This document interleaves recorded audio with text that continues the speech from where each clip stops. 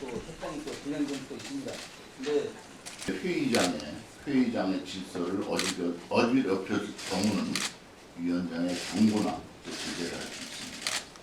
그 기자님들께서 같이 보셨으니까 회의하기 전에 이 문구도 저 여기서 언제하고 싶지 않습니다. 상식적인 얘기예요. 민호동 의원님하고 제가 누가 언제하고 싶지 판단하시는 않습니다. 거예요? 그래서 어지럽힘에 대한 티켓을 제거해 주시면 규정이 정상적으로 있어요? 그래서 자판 뒤에다 붙여놓은 있기 때문에 안 들어온다고 그러는데 이건 누가 무슨 뭐 다른 소리를 했습니까? 단지 이걸 붙여놓고 있을 뿐입니다. 역사를 팔아서 미래를 살 수는 없다. 아니 터키판 뒤에다 붙였다고 그래가지고 회의를 못하겠다면은 이건 국회의원으로서 의무를 포기하겠다는 거하고 안 다릅니다. 정치 얘기는요, 국방이든 뭐 이 교문이든 뭐든 어디든지 다 자기 주장을 할 수 있는 겁니다.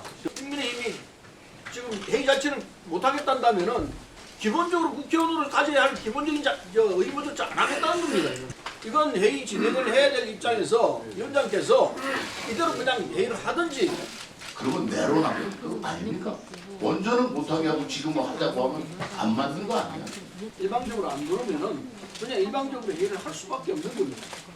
근데 지금 이것은 피켓이라기보다 태극기입니다. 그리고 역사의 중요성을 한계시키는 거기 때문에 이것은 뭐 보기의 관점에 따라서 정치적인 구호라고도 보여질 수 있겠지만은 메인은 태극기입니다.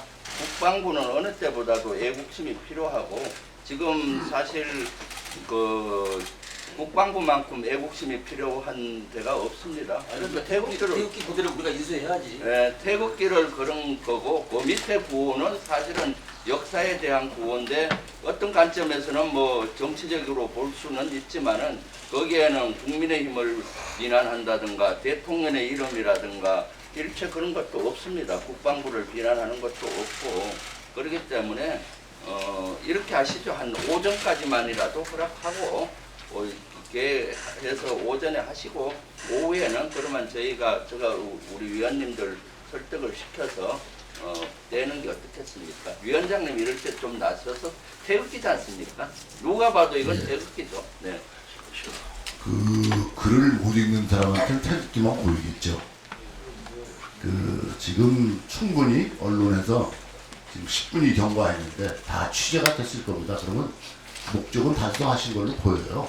그러면 이제 정상적으로 회의를 할 수 있도록 해주시죠. 위원장님, 아니 저하고 지금 토론하자는 건 아니에요. 일방적으로 국민의힘 편을 드시는 것도 문제이기도 하고 만약 이런 경우라 그러면 국민의힘의 신원식 간사님이 오셔서 본인의 입장을 본인 당의 입장을 대신 대변해야 되는 부분들이 있는 건데 그 부분들을 위원장님께서 말씀하시는 건 저는 합당하지 않다고 봅니다. 과거에 붙인 사례가 없습니다. 아니 과거에 안 했다고 지금 저도 더 이상은 용납을 못합니다. 그러면 여야 간사가 합의할 때까지 저 기다리겠습니다.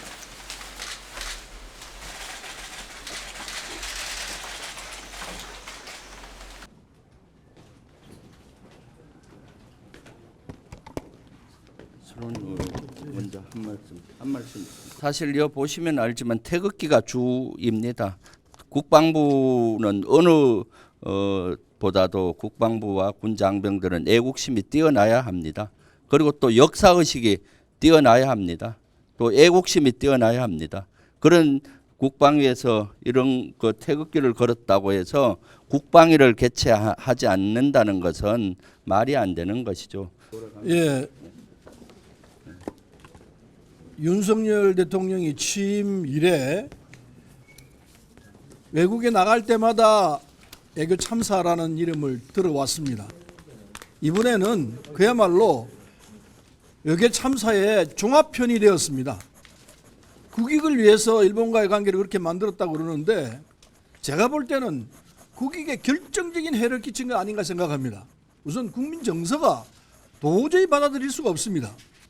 윤석열 대통령의 방일에 대해서 너무 박하게만 평가할 일은 아니라고 생각을 합니다. 제가 생각할 때 몇 가지 성과도 좀 있는 것 같습니다. 예를 들자면 오므라이스를 드심으로 해서 맛집 투어를 하셨습니다.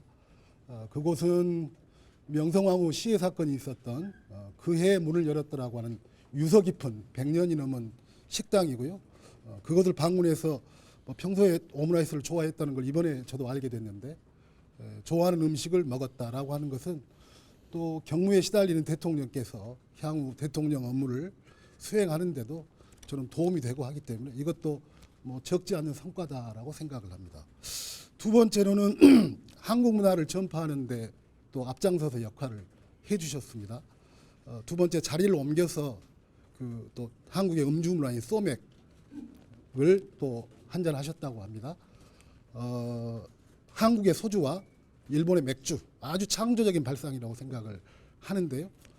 그렇게 해서 또 평소 즐겨 하셨던 일을 또 일본에 가셔서 또 몸소 전파하시고 하는 것들은 또 우리가 너무 박하게 평가할 수 생각하지 말아도 되는 어떤 성과가 아닌가라고 생각을 합니다.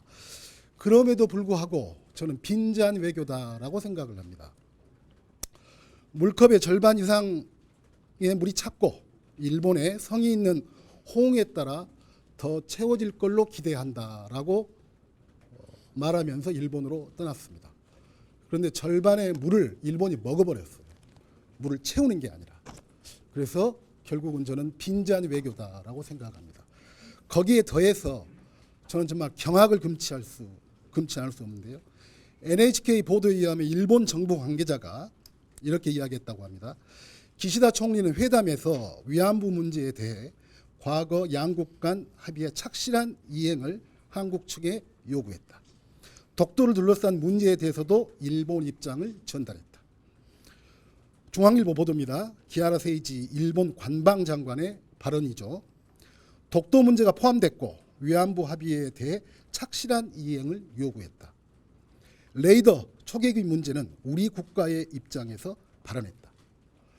여기에 대한 대통령실 관계자의 말은 시원스러운 부인도 없습니다. 저는 이런 말이 실제로 있었다면 문제죠. 그리고 또 실제로 있었던 발언을 정상회담이 끝나고 일본 측에서 일방적으로 발표한 것도 엄청나게 문제입니다. 또 실제로 이런 발언이 없었는데 또 일본에서 이렇게 지원해서 일방적으로 발언했다는 것도 엄청나게 문제죠. 그런데 저는 저희 정부는 여기에 대한 항의를 했던 소리를 아직까지도 한마디도 듣고 있지를 못합니다. 물론 일본은 여기에 대한 정정의 말도 없습니다. 제가 도대체 우리나라 국가 원수의 외국 방문에 대해서 이렇게까지 표현을 해도 되나 싶은 고민이 되는데요. 저는 방금 이야기했던 일본 관방장관과 관계자들의 발표를 들으면서 한국의 대통령이 호구 잡힌 겁니다. 완전히 호구 잡힌 겁니다.